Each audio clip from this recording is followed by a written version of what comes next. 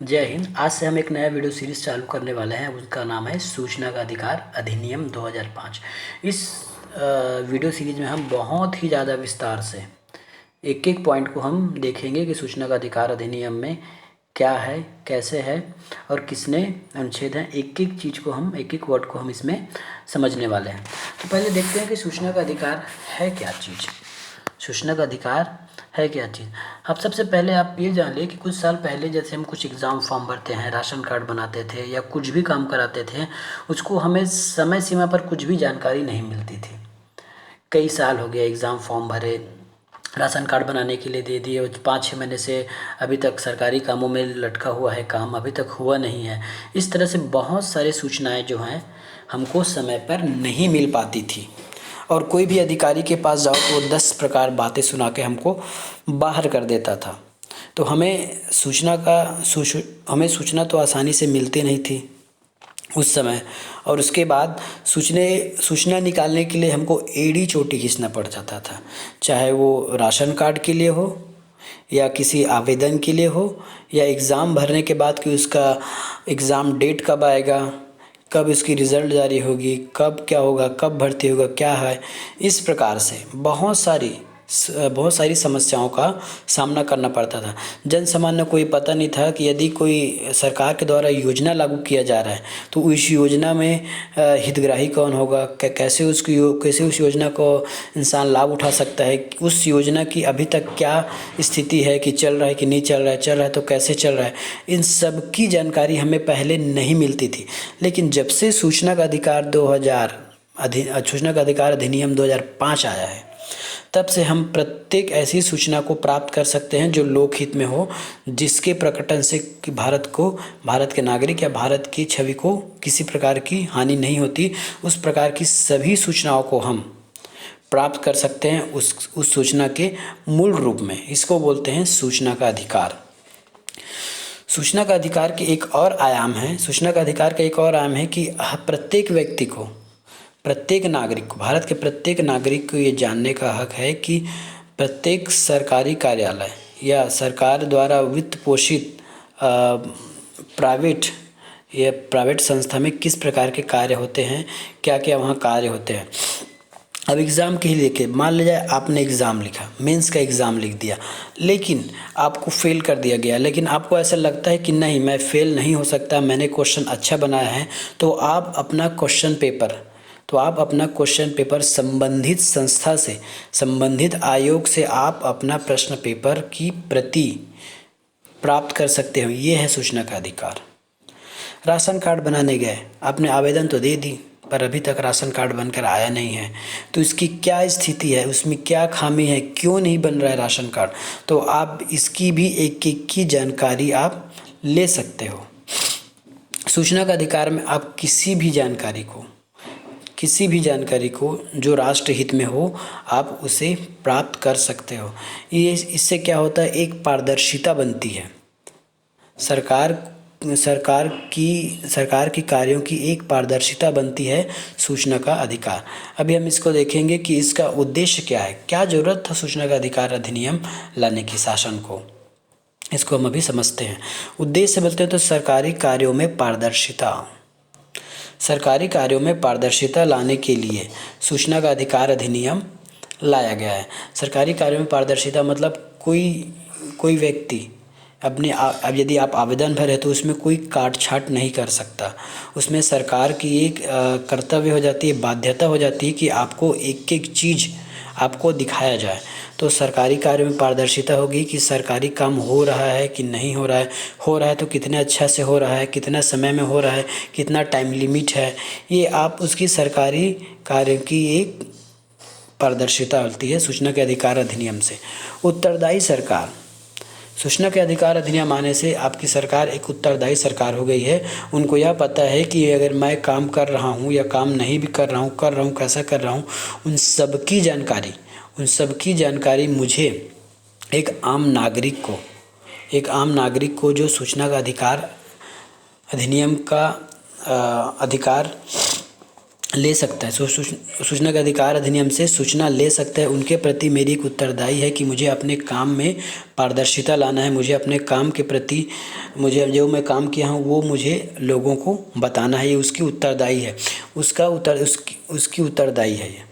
सरकारी सूचना तक पहुँच, प्रत्येक लोगों की पहुंच सरकारी सूचना तक नहीं होती। पहले जब सूचना का अधिकार अधिनियम 2005 नहीं बनाया गया था तो सरकारी सूचना तक प्रत्येक लोगों की पहुंच नहीं थी। वहाँ जो लोग अधिकारीगण हैं या जो लोग सरकारी कर्मचारी हैं, नेता हैं, उनकी पहुंच थी कि सूचना का कि अभी सरकार में क्या काम हो रही है, क्या हो रहा है, कैसे हो रहा है, क्यों नहीं हो रहा है। तो अब एक सामान्य नागरिक भी सूचना का अधिकार अधिनियम का उपयोग करके सरकारी सूचना तक पहुंच सकता है कि क्या काम हुआ है, क्यों नहीं हुआ है, हुआ तो कैसे हुआ, क्यों नहीं हुआ। ये भ्रष्टाचार को रोका जा सकता है।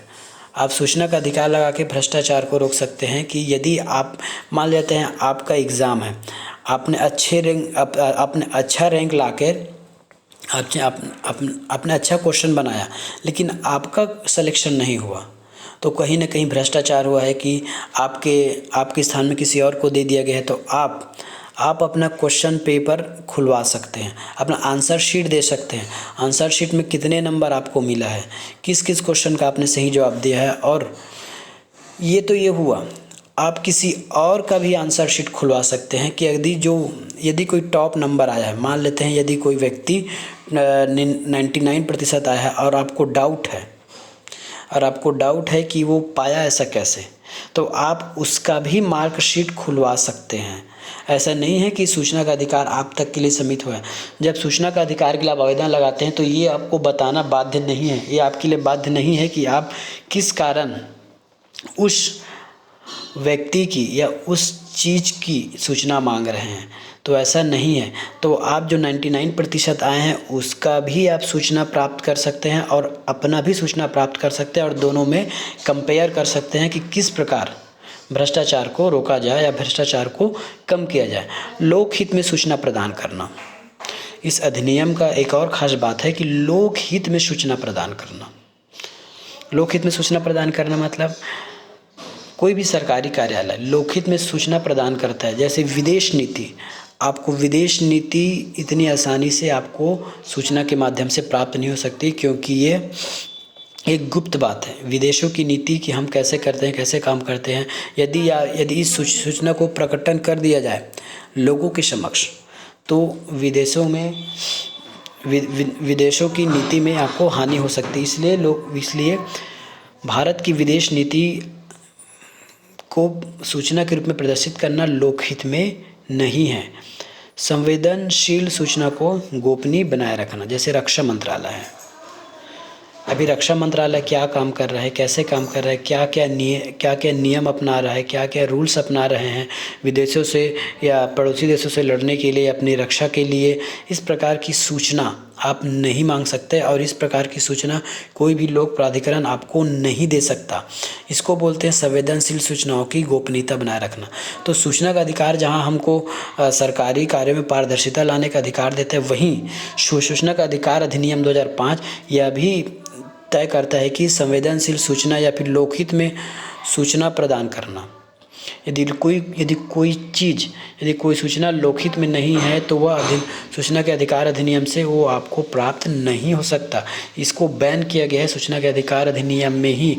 या संवेदनशील सूचनाओं को आप तक पहुंचने की अनुमति नहीं देता सूचना का अधिकार अधिनियम 2005।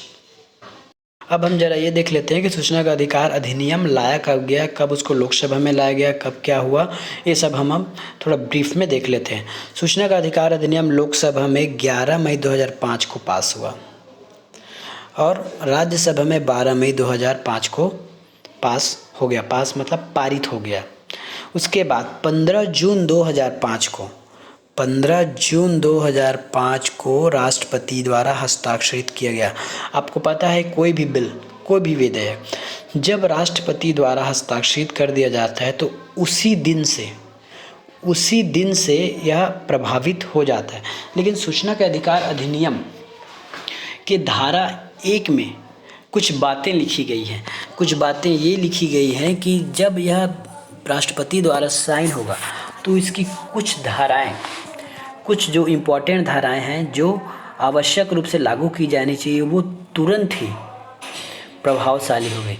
जैसे ही राष्ट्रपति का साइन हुआ, गजट में इसको प्रकाशित किया गया, जैसे ही कुछ धाराएं, जैसे धारा 4 की उपधारा 1, धारा 5 की उपधारा 1, उपधारा 2, धारा 12, धारा 13, धारा 15, 16, 24, 27 और 28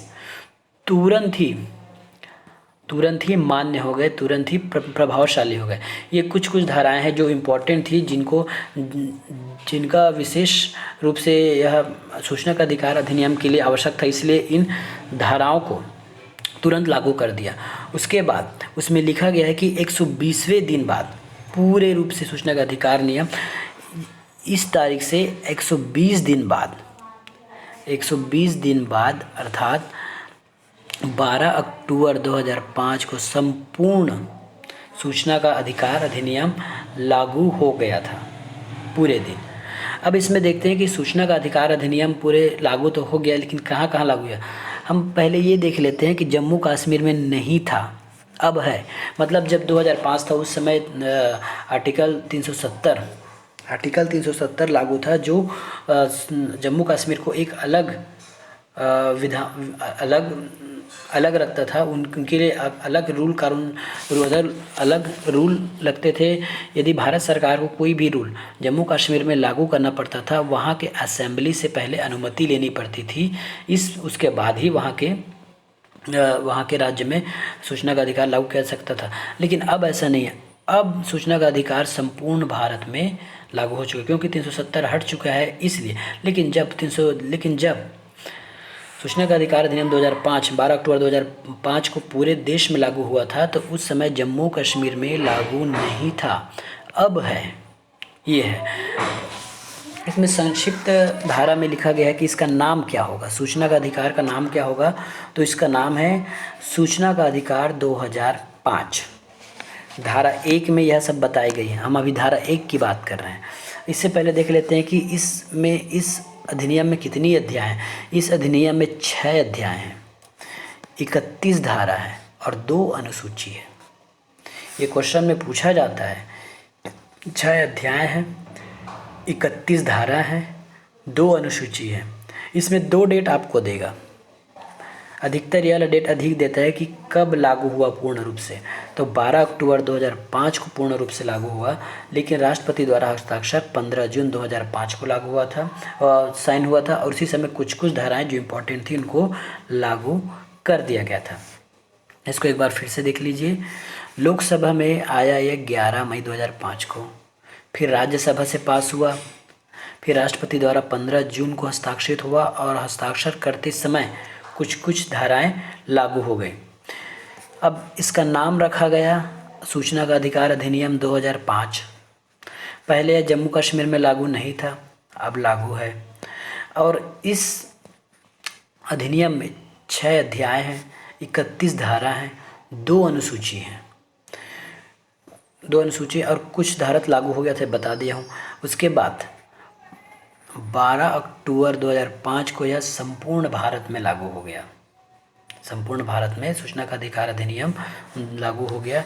ये धारा 1 में क्या क्या वर्णित है। तो धारा 1 में वर्णित है कि कितने धारा 1 में है कि इसका नाम क्या होगा, ये कब प्रवृत्त हुआ, और इस प्रकार ये कुछ धाराएं जो लागू हुआ वो धारा 1 में है। इसके बाद हम धारा 2 को देखेंगे। धारा 2 में परिभाषाएं बहुत सारी हैं। ये आने वाली वीडियो में हम समझेंगे कि परिभाषा क्या होती है, किस किस चीज़ को परिभाषा माना जाता है। परिभाषा से ही बहुत सारे क्वेश्चन पूछे जाते हैं। मिलेंगे नेक्स्ट वीडियो में। धन्यवाद।